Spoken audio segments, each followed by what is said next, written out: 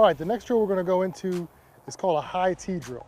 And the high tee drill is really a drill that we like to use at aspiring athletes to really emphasize making sure that that initial movement with our bat is in a downward angle, okay? The other thing we want to make sure that we don't do is drop that barrel in that B slot, which really causes us a long circular swing when really we want to try to make a linear attack to the baseball. So we've got Aaron here, a high tee set up. We just want to walk through this drill real quick.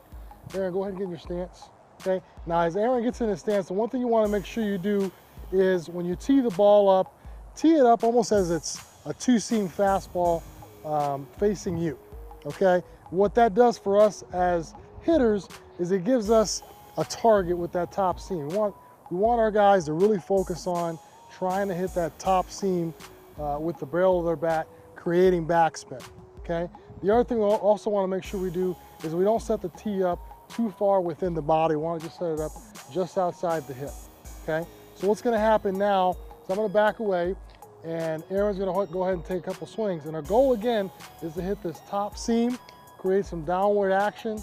If the tee falls over, it's not a huge deal as long as the ball was the initial thing that you made contact with and not the tee, okay?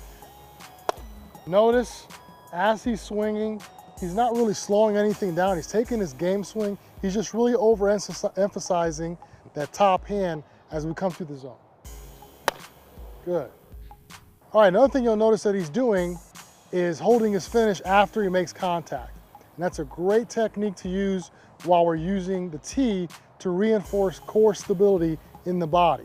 Okay, it also checks us for our balance after we make contact. So it's a great thing and a great habit to get into is as we're doing tee drills, we always want to kind of hold our finish afterwards. A couple more.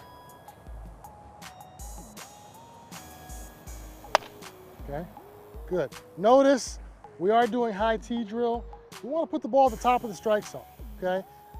You can get a little bit more adventurous if you'd like and put it out of the strike zone.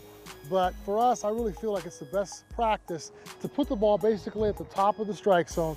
This is the hardest pitch in baseball to hit, although most hitters like to swing at it. So we want to really overemphasize keeping the ball in the strike zone and making sure that our top hand is very aggressive towards this baseball.